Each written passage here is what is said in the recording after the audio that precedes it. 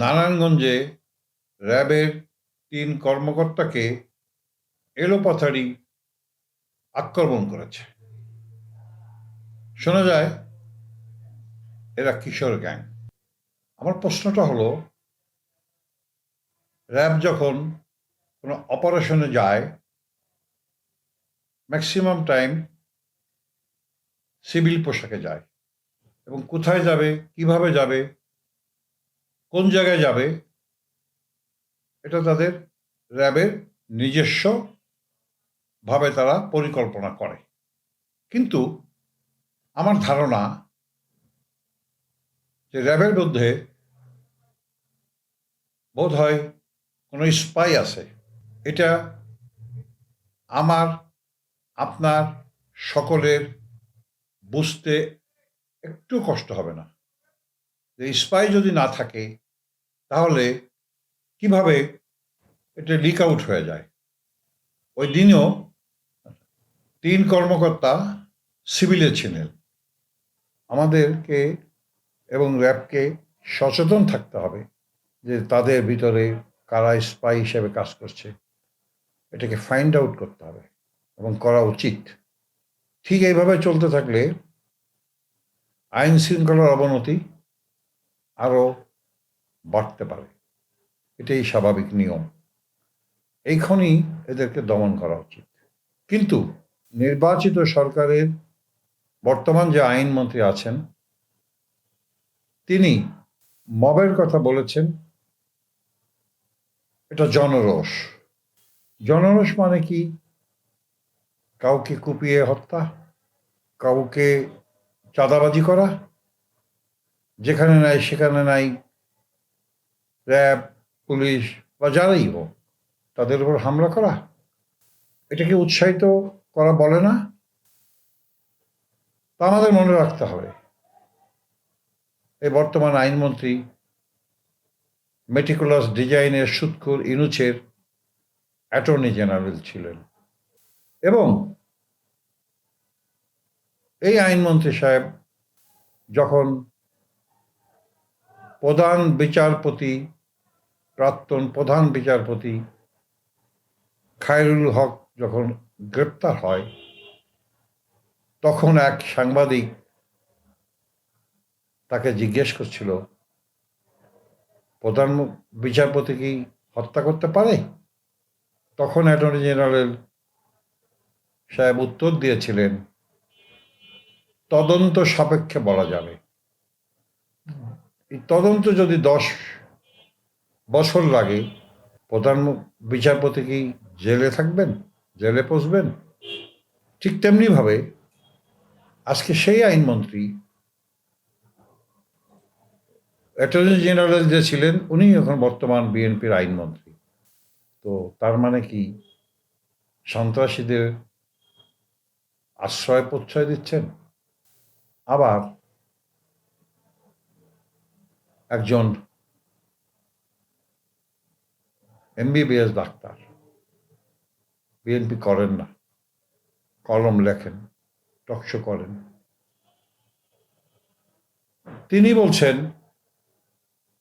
সাংবাদিকরা অনেক বিরাট অপরাধ করেছে, মানবাধিকার না। বলুন না কি অপরাধ করছে, কে হত্যা করেছে, কোথায় করেছে, প্রমাণ দেন। আমি মনে করি আজকে যে স্বরাষ্ট্রমন্ত্রী মহোদয় সালাউদ্দিন আহমেদ সাহেব অনেকটা চাঁদাবাজ, এবং এদেরকে চাঁদাবাজ এবং যারা এইসব মব অনেকটা কমে গেছে। এবং মাননীয় প্রধানমন্ত্রী এবং স্বরাষ্ট্রমন্ত্রী মহোদয়, তাদের প্রথম কাজই হচ্ছে দেশ থেকে সন্ত্রাস নির্মূল করা।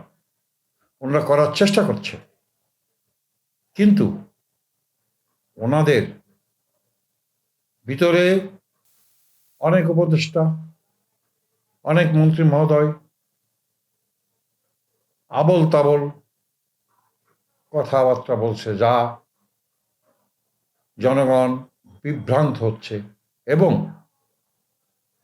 সন্ত্রাস, হত্যা, ধর্ষণ বেড়ে যাচ্ছে। মাননীয় প্রধানমন্ত্রী এবং স্বরাষ্ট্রমন্ত্রীর আপ্রাণ চেষ্টাকে ওরা ব্যর্থ করে দিতে চায় কারণে এই আমি যাদের কথা বললাম তারা হচ্ছে সুদখোর, মেটিকুলাস ডিজাইনের ইউনূসের প্রেতাত্মা। এরা আবার ষড়যন্ত্র করছে ইউনূসকে কিভাবে আবার ক্ষমতায় নিয়ে আসা যায়। আমি মাননীয় প্রধানমন্ত্রী তারেক রহমানকে বলবো, বিনয়ের সাথে বলবো, বিএনপিতে শত শত নেতা আছে যাদেরকে দায়িত্ব দিলে, যারা দীর্ঘ 17 বছর শেখ হাসিনার বিরুদ্ধে আন্দোলন করে, সংগ্রাম করে, শত শত মামলার আসামি হয়ে জেল খেটেছেন, তারা বিএনপির আনুগত্য। তাদেরকে যথাযথ স্থানে আপনি যদি তাদেরকে দায়িত্ব দেন, আমি বিশ্বাস করি এরা আপনার এবং দেশের মঙ্গল চাইবে, অমঙ্গল চাইবে না। তারা জীবনের রক্ত দিয়েও আপনাকে এবং এই দেশকে বাঁচানোর চেষ্টা করবে। আপনাকে মনে রাখতে হবে, ঠিক এই কাজগুলি শেখ হাসিনা করেছিল।